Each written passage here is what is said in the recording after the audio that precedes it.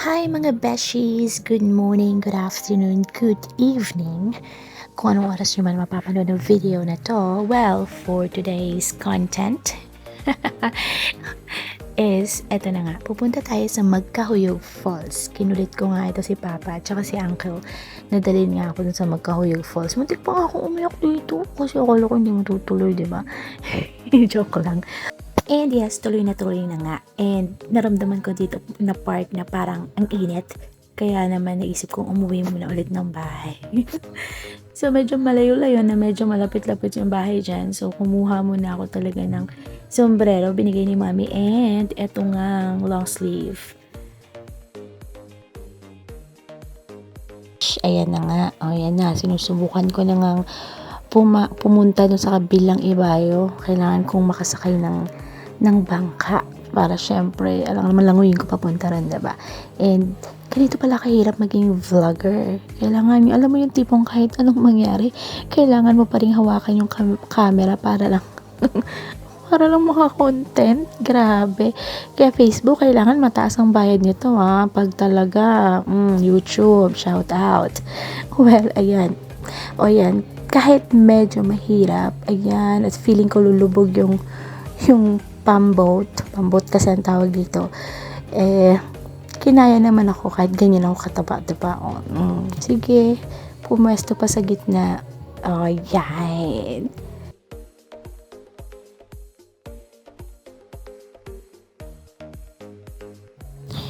Eto nga part na to, ayan, sige, bugsay anay, bago tayo makaalis. Habang si Uncle sa likod, hinihila naman niya yung pinapa-start niya yung pambot. Ayan, sige, yay! At andar na sa wakas. At nakikita niyo ba yung niyan, yung bukana na yan? Well, yan yung parang magiging exit and entrance natin. Nasa loob pa kasi tayo ng seawall at the moment. And palabas niyan ay makikita mo na ang malawak na karagatan. Yun. Tuwan-tuwa naman si Papa dyan, napahay pa nga.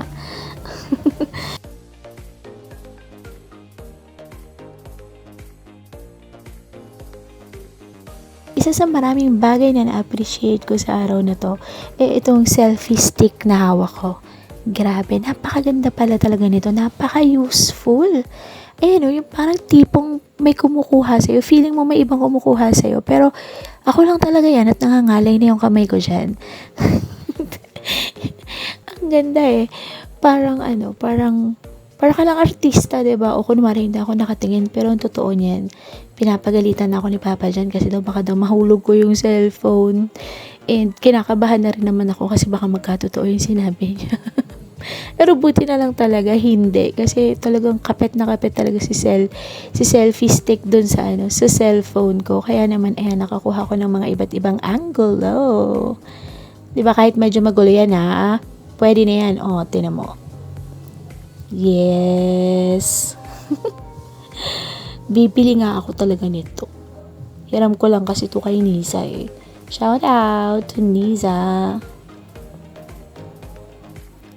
You know those moments when you can't help but, whisper na salamat sa Diyos. Because, I'm able to see something this beautiful. And hopefully, loobin, next time, kasama na yung buong family. Sana, loobin. And, eto na nga kami guys. Nakarating na kami sa wakas. Ayan, diba, bababa. Pagbaba ko dyan, nakita ko ang daming bato sa ilalim. Pero, nakapaalang ako niyan hindi ako nasaktan ng mga bato. As in, makikinis yung bato sa ilalim.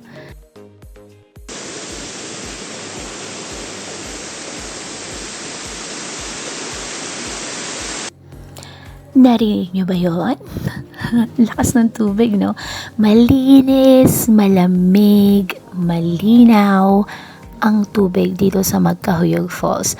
Although maliit lang talaga to na falls and medyo mahina kasi ang tubig at the moment. Kasi nung huling nagpunta kami dito, napakalakas ng tubig kasi sobra. Kasi siguro kakaulan lang noon.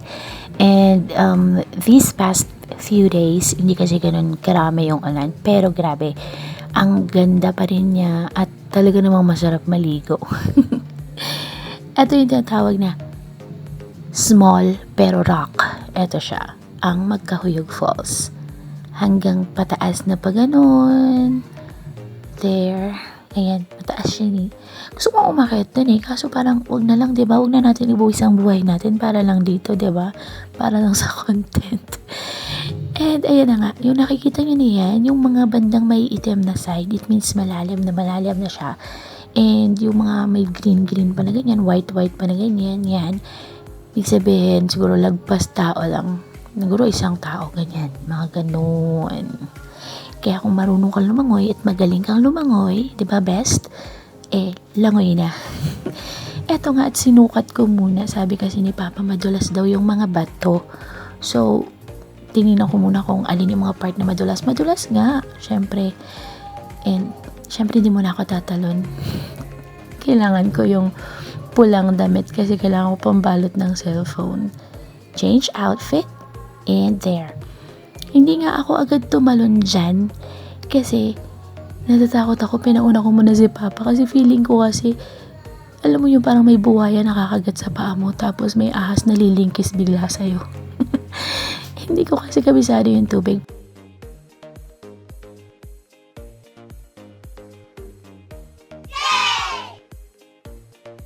Oo, diba? Nakatalon din ako. Pero kasi sabi ni Papa, mula pa daw nung bata siya, dito na sila talaga naliligo. So, 100% daw sila na wala talaga ditong ahas or buhaya. Pero feeling ko kasi, baka siguro nag-adjust na rin yung buhaya at saka yung ahas. Kasi nga palagi maraming tao dito, sabi kasi ni Papa, yung daw mga ahas, ganyan, mga buhaya, pag di nila teritoryo, ganyan. Mga ano sila, umiiwas sila. Takot sila sa tao. Diba? And nasa Bible naman yun eh. Diba? Pero syempre, kailangan din mag-ingat. Hindi naman pwede yung, diba, hindi ka muna mag-iingat. And yan. Ito yung part na gustong-gusto ko. Yung parang nagpapamassage ako. Parang water therapy yung dating. Inaman kasi ako ni Uncle kung kaya ko raw ba daw umakyat dyan. O, sabi ko, sige, subukan natin. O, diba? Ang sarap nga ng tubig dito na part.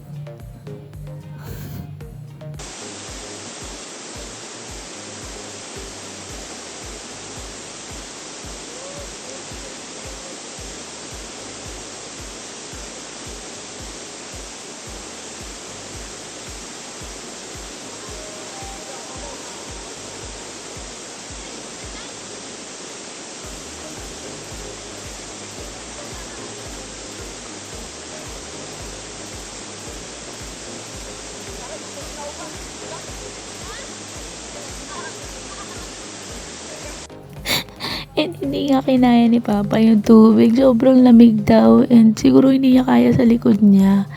Kaya ayun, ako na lang mag-isa na iwan. And yan. Talagang in-enjoy ko yung waterfalls. Yan. Nilipat pa nga ako dyan eh. Doon sa medyo mas mahirap pigilan yung tubig.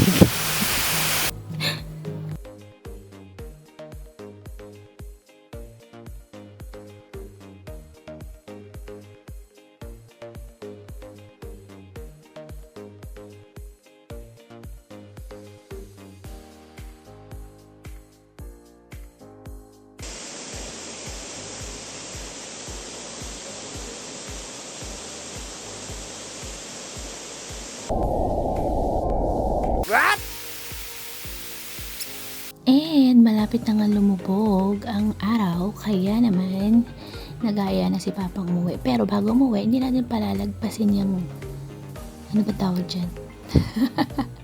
Parang duyan. Siyempre kailangan ma-experience natin yan. Mas ganda sana kung nandito yung panganay ko. Naku, i-enjoyin niya yan for sure.